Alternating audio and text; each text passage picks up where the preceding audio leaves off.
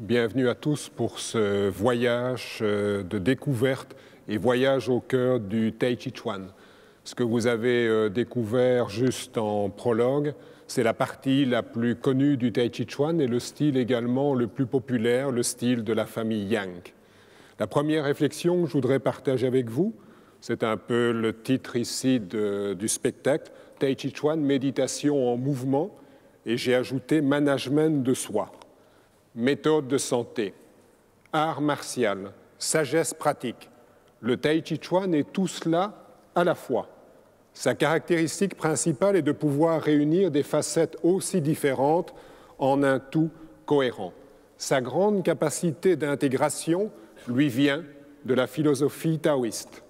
Une fois la maîtrise du geste acquise et les différentes fonctions du geste intégré, fonction thérapeutique, fonction défensive, également fonction rituelique, le Tai Chi Chuan devient méditation en mouvement.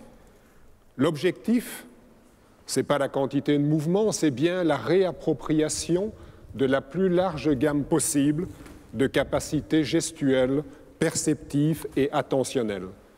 Le Tai Chi Chuan, c'est un art de la transformation intérieure. Des étapes le balisent et ce sont les anciennes étapes de l'alchimie taoïste. La première étape, nous transformons ce qui est mouvement en énergie vitale, en vitalité, en souffle. C'est un travail, une maîtrise de l'énergie. On appelle ça en chinois Qigong. On pourrait en rester là, mais on peut aussi continuer vers la deuxième étape de l'alchimie taoïste, qui est la transformation de cette vitalité en conscience aiguisée, en conscience amplifiée. À quoi va nous servir cette conscience aiguisée et amplifiée? À pouvoir la tourner d'abord vers l'intérieur pour mieux connaître sa nature profonde et ensuite pouvoir mieux comprendre l'environnement dans lequel nous vivons de manière à pouvoir harmoniser l'intérieur et l'extérieur. Dans la deuxième étape cruciale, la transformation de l'énergie en conscience aiguisée, les images jouent un rôle fondamental. Pas n'importe quelle image, l'imagination active, l'imagination créatrice, qui pour Carl Gustav Jung était le secret du grand œuvre. Aujourd'hui, les sciences cognitives redécouvrent l'importance de l'imaginaire. Nous ne pensons pas avec des concepts, avec des mots, nous pensons d'abord par images. La Chine nous a légué un vaste trésor d'images pour pouvoir mieux habiter notre corps, pour pouvoir transformer notre intériorité. Malheureusement, les images vieillissent. Il y a donc tout un travail de réappropriation pour pouvoir trouver des images qui nous parlent à nous, occidentaux, aujourd'hui. Le Tai Chi Chuan, et on le verra, comprend différents styles, appartient à une grande famille des arts intériorisés, n'est pas le seul, vous en découvrirez les facettes des autres. Ici, les trois arts internes principaux sont le Tai Chi Chuan, la boxe du grand ultime, la boxe du fait suprême. Tai Chi, c'est bien le symbole yin-yang, c'est un équilibre dynamique que nous recherchons. Le deuxième art interne, le Xing Yi Chuan, la boxe du corps et de l'esprit. Harmoniser le corps et l'esprit. Il repose sur la théorie des 5 éléments chinois, terre, eau, bois, feu, métal. Nous aurions donc affaire à une base, à une sorte de systémique. Et le troisième, le Ba Guazhang,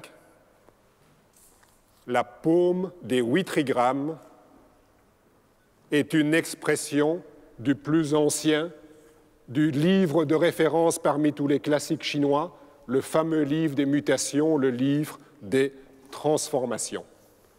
Si vous avez pu apprécier le début de ce ballet au ralenti qu'est le Tai Chi Chuan, quand on commence la pratique, ce n'est pas par là qu'on va commencer. Comme les musiciens, nous faisons nos gammes. Nous pratiquons et répétons des postures, exercices fondamentaux. Nous allons vous en montrer quelques-uns. La posture de l'arbre.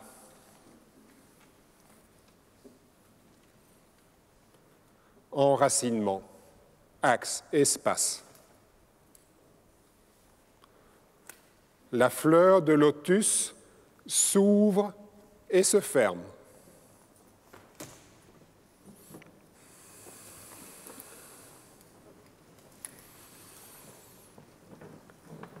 Réunir le ciel et la terre.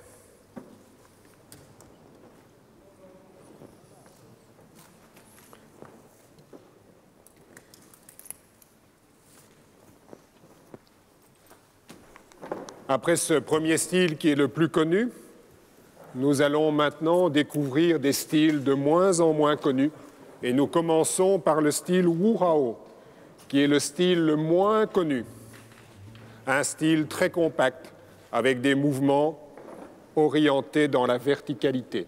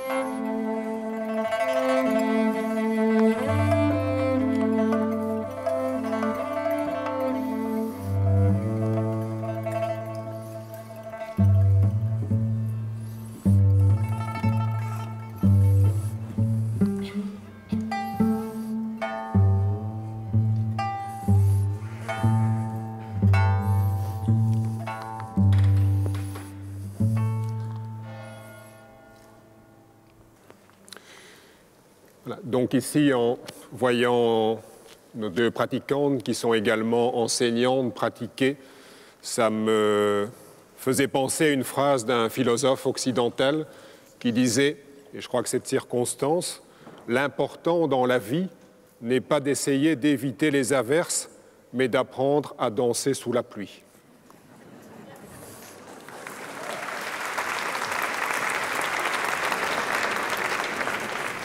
Nous allons maintenant vous présenter une variante du premier style, variante du style Yang qui s'appelle le style Wu, avec des grands mouvements très amples, très stables, et on l'appelle pour le différencier du précédent le style Wu de Shanghai. C'est à Shanghai qui s'est développé avec des influences d'autres arts et on trouve des postures légèrement penchées vers l'avant.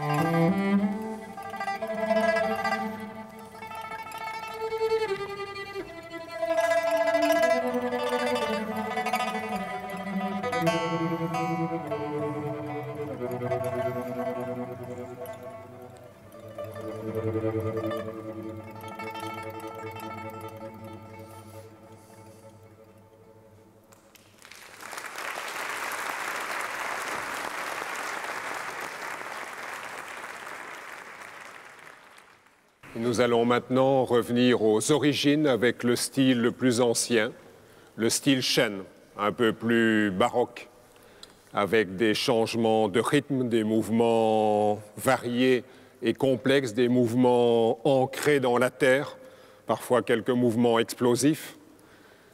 Et dans ce style Shen, vous verrez que comme c'est originaire de la campagne, au niveau du geste, on ne regarde pas à la dépense.